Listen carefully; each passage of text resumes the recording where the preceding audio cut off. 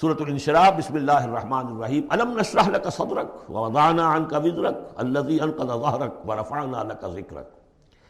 کیا ہم نے آپ کے لیے آپ کے سینے کو کھول نہیں دیا، انشراح نہیں دے دیا آپ کو، اور آپ پر جو ایک بوجھ پڑا ہوا تھا وہ اٹھا نہیں لیا۔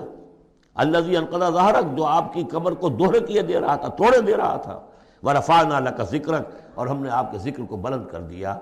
فإن مع العسر يسرا ان مع العسر يسرا، تو یقیناً مشکل کے ساتھ ہی آسانی ہے، یقیناً مشکل کے ساتھ ہی آسانی ہے۔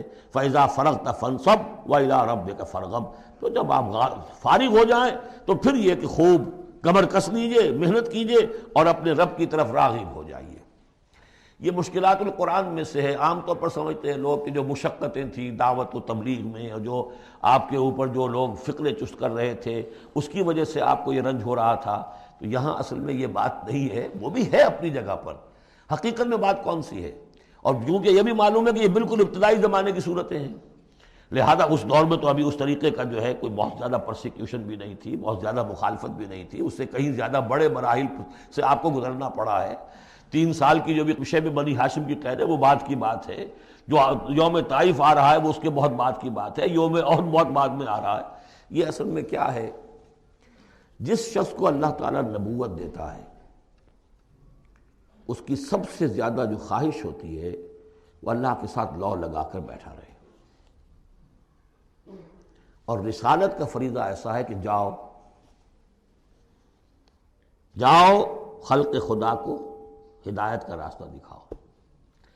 اب کہاں وہ کیفیت، دن ڈھونڈتا ہے پھر وہی فرصت کے رات دن بیٹھے رہے تصور جانا کیے ہوئے، کہاں اللہ کی طرف رخ کر کے اللہ کا بندہ کھڑا ہے رات کے وقت، کیا اس کی کیفیت ہے، اس کے قلب کی، اس کی روح کی، کیا انشراح ہے، کیا انبساط ہے، کن بلندیوں پر اس وقت وہ ہے، کس روحانی وسعتوں کے اندر جو ہے وہ اس وقت تیراکی کر رہا ہے، اور کب جا رہے کسی نے کہہ دیا پاگل ہے، کسی نے کہہ دیا کہ یہ تو مجنون ہے، دیکھو ذرا یہی شخص ہے جو کہتا ہے آپ کے معبودوں کو کہ یہ غلط ہے۔ اب اس کا ایک تقدر ہو رہا ہے دل کے اوپر، کہاں وہ کیفیت۔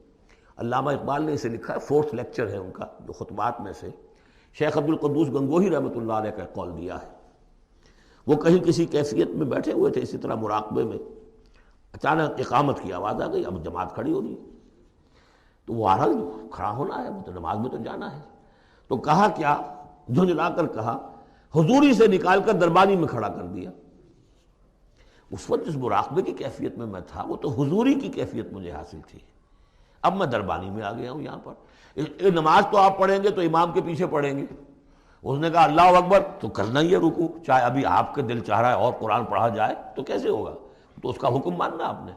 آپ چاہ رہے ہیں سجدے میں پڑے رہے ہیں ابھی سر نہ اٹھائیں، لیکن وہ تو کہے گا اللہ اکبر، تو وہ سر آپ نے اٹھانا ہی ہے۔ تو وہ ایک اور نظام ہے، وہ نظام با جماعت ہے، اس سے ایک جماعت کی تشکیل جو ہے وہ مطلوب ہے، اور ایک ہے انسان کا اپنا روحانی طرف ہو، اس کے کچھ اور تقاضے ہوتے ہیں۔ تو جیسے حضرت موسیٰ سے کہا گیا، ہر دفعہ آپ نے دیکھا اذهب الى فرعون انه طغى، اور وہ اگر وہیں پر رہتے ڈیرا لگا دیتے، ہر وقت گفتگو ہو رہی ہے، مخاطبہ مکالمہ مل رہا ہے، تو جو لذت اس میں تھی، اس کے اندر جو ہے وہ جو مشقت ہے وہ یہ تھی۔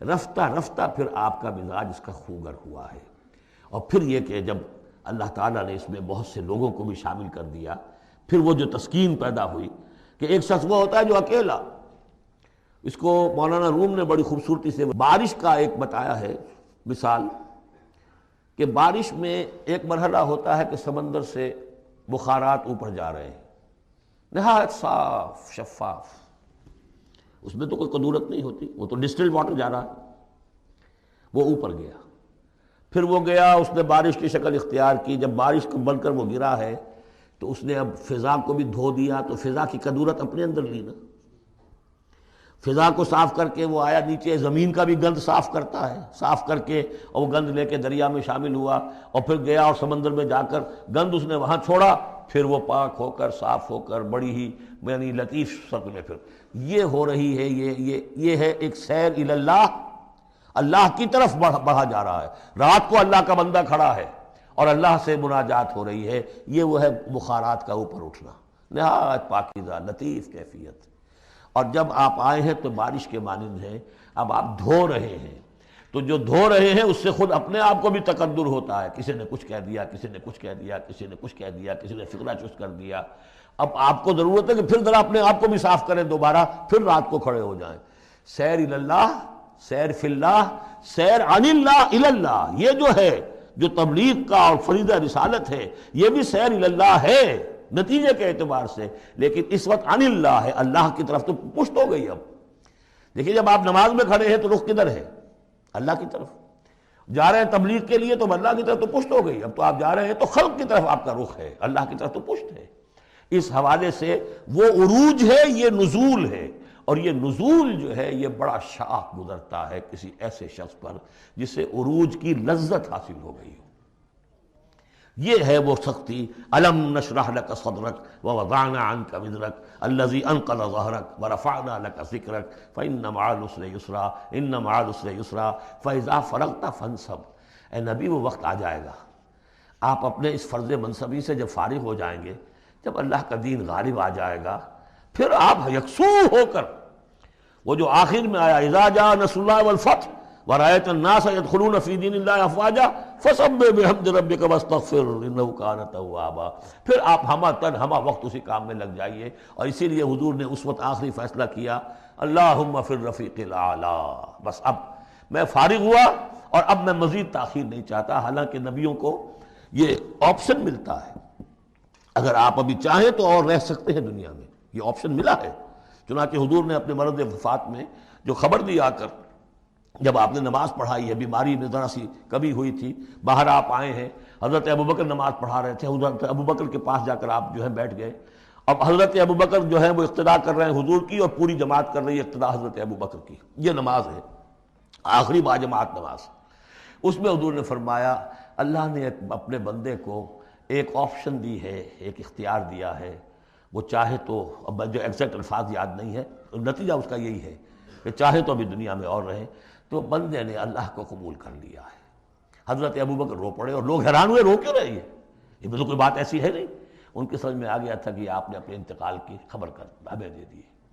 تو یہ فیصلہ اللہم فی الرفیق الاعلی، یہ جو شاخ گزر رہا تھا نا، یہ دنیا کے اندر معاملہ دعوت و تبلیغ، یہ اس روحانی جو ربط ہوتا ہے اللہ کے ساتھ، اس کے اعتبار سے اس میں رکھنا پڑتا ہے.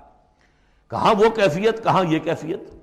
اور اس کی وجہ سے جلدی آپ نے فرمائی، میں سمجھتا ہوں کہ اگر ابھی جو لوگ، یہ اتنا عظیم انقلاب برپا ہوا تھا عرب میں، اور یہ رأیت الناس یدخلون فی دین اللہ افواجا، ان کی ابھی بڑی تربیت کی ضرورت تھی. یہ تربیت کے مراحل ابھی ان کے پورے نہیں ہوئے تھے. یہ تو صرف مکے اور مدینے کے لوگ تھے جو آپ کی تربیت سے اس طریقے سے بہرہ اندوز ہوئے اور ان مستفید ہوئے. یہ جو پورا عرب جو ہے ایمان لے آیا، اور ان کو تو آپ کی تربیت کا ابھی وقت نہیں ملا.